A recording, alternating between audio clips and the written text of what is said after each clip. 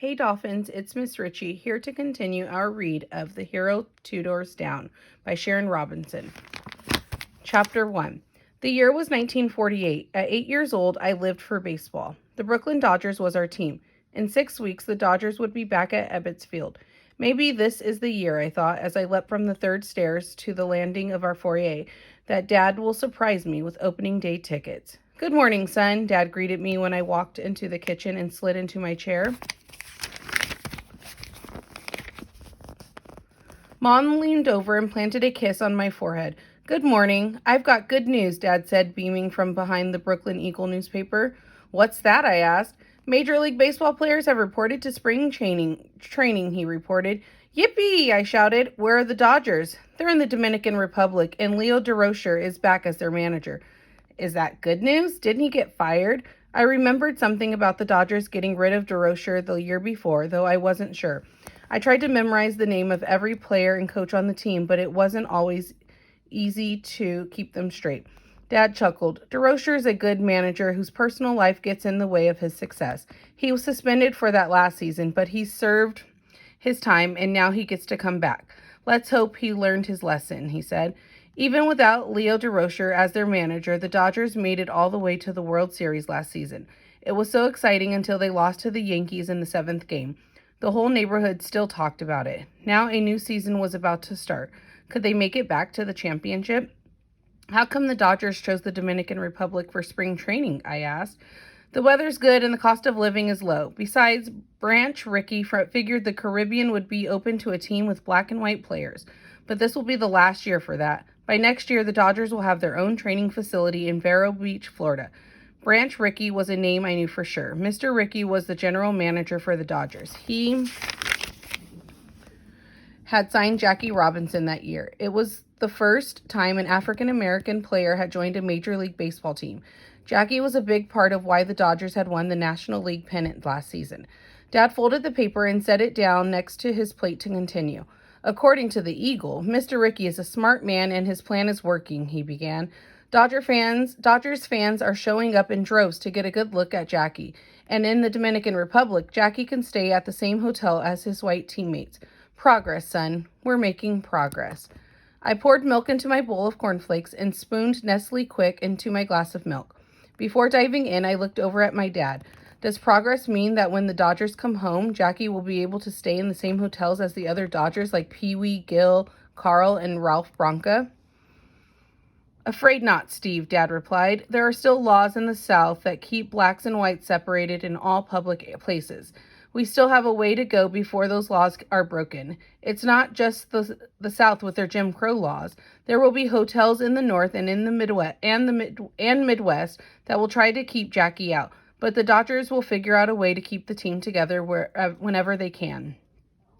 Dad paused a moment, then continued. There's more news that's not so good. Pete Reiser, the Dodgers star outfielder, injured his ankle. After years of serious injuries, they're saying his career is over. Mr. Rickey offered Pete this year off with pay so he could recover, but he refused. Pete should listen to Mr. Rickey, I said. Right, Dad? Maybe, son. Pete's career is on the fence. We'll have to see. Jackie Robinson has some issues, too. I almost knocked over my chocolate milk. Jackie? That's right. Even though he won the Rookie of the Year award last season, he showed up at spring training 25 pounds overweight this year. So he's on a diet. He'll lose weight fast. DeRocher's so mad that he called Jackie an old lady. He'll make him run hard and sweat away pounds so fast Jackie won't need a diet. Dad chuckled. Poor Jackie, I thought. Daniel, one of my friends, was overweight. Boy, did the kids tease him. I'll never forget the day he ran crying out of school before the last bell. The next day, the principal punished the kids who teased Daniel, but I knew it had hurt his feelings. But what will happen if Jackie doesn't lose the weight? Dad made a mighty grim face. He'll be fired, he replied. Fire Jackie, I thought? Could that really happen? After breakfast, I met up with my best friend Sina so we could walk the 2 blocks to PS 244, our elementary school. The Dodgers started spring training in the Dominican Republic, I announced as soon as our footsteps were in sync. That's weird, she replied. How come they're not in Florida like the Yankees? Because their training facility in Florida isn't finished yet, I explained. Cena was the only kid I knew from Brooklyn who preferred the New York Yankees over the Dodgers. I'm a little worried about Jackie and Pete Reiser, I added. How come? Cena asked. Jackie's overweight and Pete's injured, I replied. They sure better get in shape fast if they have any hopes of beating the Yankees. You know what happened in the World Series last year, Cena declared. I shot Cena a look. This year isn't last year. You just wait and see. Hey, let's do something fun after school, she said. Stickball, I offered. Too cold, Cena replied. Can you come over to my house and play Scrabble? Mom will make us egg creams, please. With Fox's You Bet syrup? Cena nodded. My favorite. I'll check with my mother, I said. My mouth already tasting the mix of chocolate syrup, cream, and soda water. You aren't in trouble again, are you? Cena asked.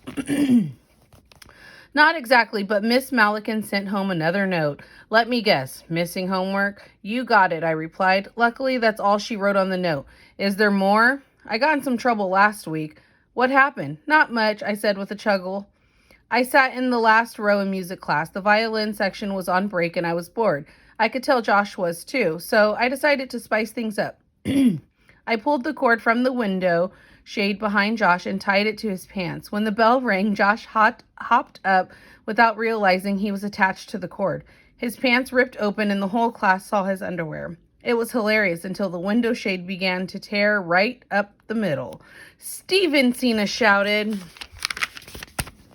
Josh turned all red and started screaming at me. I went on. Kids circled all around us laughing while Josh struggled to untie the cord. Does this story have a funny ending or a bad one? Cena asked. It's not over, I replied. The music teacher rushed to the back of the room just as Josh was ready to sock me one. He stepped between us and sent Josh to the principal's office so he could call his mother and get a new pair of pants. I got sent to Miss Malikin. She kept me after school, made me wash blackboards in 6 classrooms, and gave me a final warning. She was even threatening to go to my house and talk to my parents. Cena's eyes were wide open. This could have a very bad ending, Cena groaned. 2 days ago, Robin and I got into a hair-pulling fight on the playground. I think Miss Malikin has had it with me, too. Think she'll really go to my house? She might, Cena said. Yikes, bad timing, I told her, because baseball season, silly. I'm hoping to go to the Dodgers opener, I replied. Then why don't you start doing your homework, Cena asked. I will, and I'll even hand it in on time, I added, as we signed off with a pinky shake and headed to our classrooms. But the very next day I got caught playing stickball in the hallway on the 3rd floor. My fate was sealed. Terrified, I waited outside my classroom for Cena. I've got to talk to you, I told her as soon as she stepped out the door. Geez, Steve, what's the emergency? Follow me, I insisted. We crept away from the rest of the students. I overheard Miss Malikin tell the principal that she was going to make a home visit. Today? To your house? Asked Cena. I think so, I replied. Maybe we can talk her out of it. How? I'm not sure, but let's wait outside and see what direction Miss Malikin heads when she comes out of the building, Cena said. Then what? I asked. If it looks like she's headed toward your house, we stop her. I don't think we can convince her not to visit my house. You could tell Miss Malikin that your mother is homesick and wouldn't want any company, Cena suggested. That's a lie, I said flatly. We'll think of something. Just follow my lead, Cena said, yanking my shirt by the collar and pulling me with her.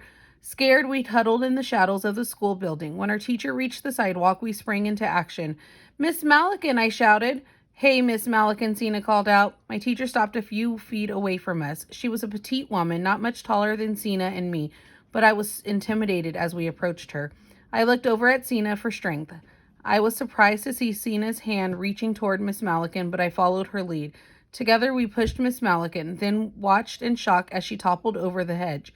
The air filled with her screams. I reached over the hedge to help her up, but was pushed aside by a dozen mothers and grandmothers who'd come to her aid. Women scrambled to help her. I lost track of Cena while being dragged home by a pack of irate women and my red-faced teacher.